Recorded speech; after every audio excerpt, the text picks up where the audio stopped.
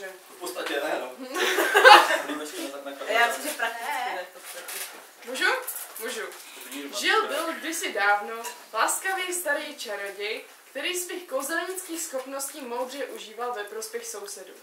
Aby nemusel prozradit pravý zdroj své moci, předstíral, že všechny lektvary kouzla a protijedy vytahuje už z kotlíků.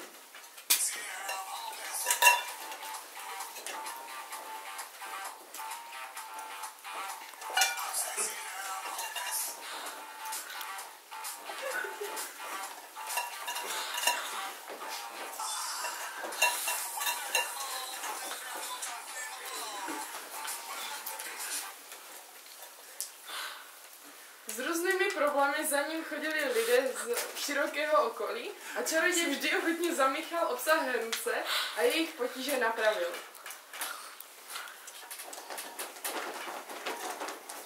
Oblíbený čaroděj se dožil vysokého věku. Když pak zemřel, zanechal všechno, co měl svému jedinému synovi. Syn se však povahou od dobromyslného otce velice lišil. Kdo neovládal kouzla a čáry, nebyl podle jeho názoru k ničemu. Po otcově smrti našel syn ve starém hrnci ukrytý malý balíček.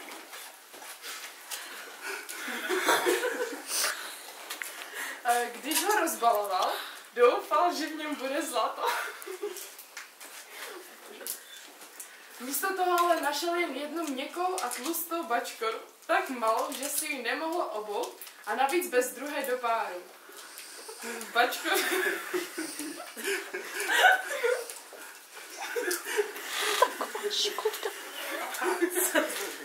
bačkoře byl zastrčený útržek pergamenu se slovy.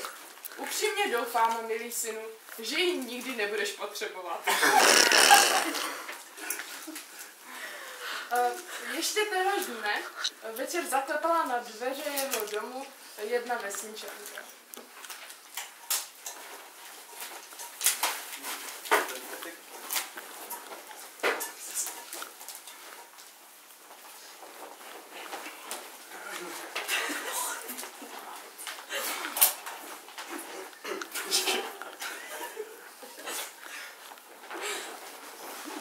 Knak, knak.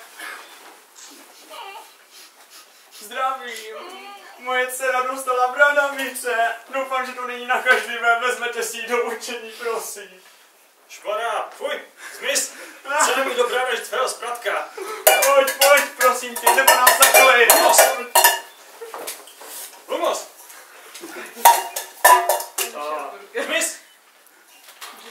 Difindo. Polyrexor.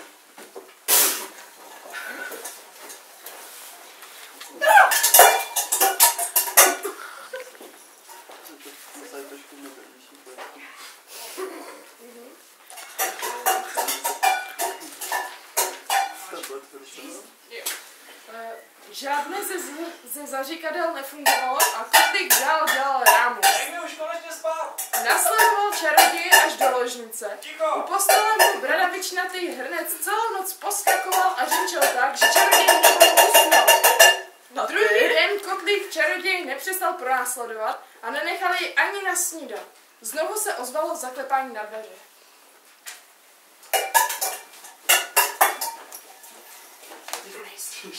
Jo, dobrý. Knak, knak. Co je? Pane čaroději, prosím vás, za všechno můžu já. Ztratil jsem svého oslíka, nemůžu své zboží dopravit do Penny. Moje celá rodina bude dneska o hladu. Ale já mám si hlad teď.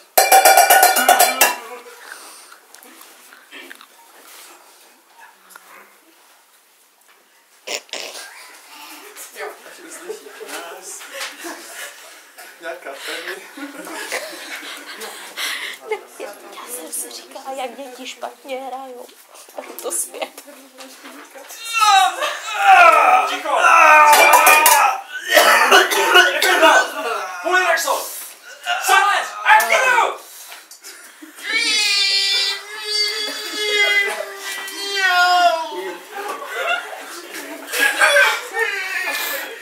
Večer onoho dne se ozvalo třetí zaklepání na dveře. Na prahu stála mladá žena a plakala tak usedavě, jako by jí mělo puknout srdce. Jak pečí. Knak. Co chceš? Pane čaroději, moje dcerka je nemocná a vy jste řekl, že mi pomůžete zachránit svými lektvary.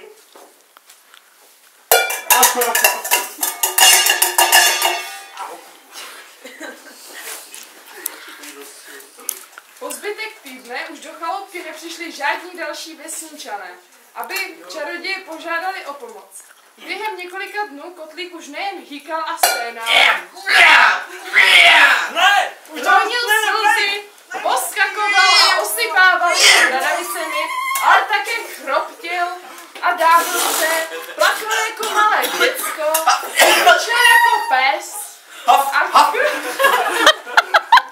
a chrl plesnivý sýr s kyslém mléko a hromady hladových slimáků. S hrncem po boku se čaroděj nebyl schopen vyspat ani najíst, Hrdlic ho ale odmítal nechat na pokoji a čarodějová kouzla ho nedokázala umlčet ani utišit. Tak už dost, vzdávám se.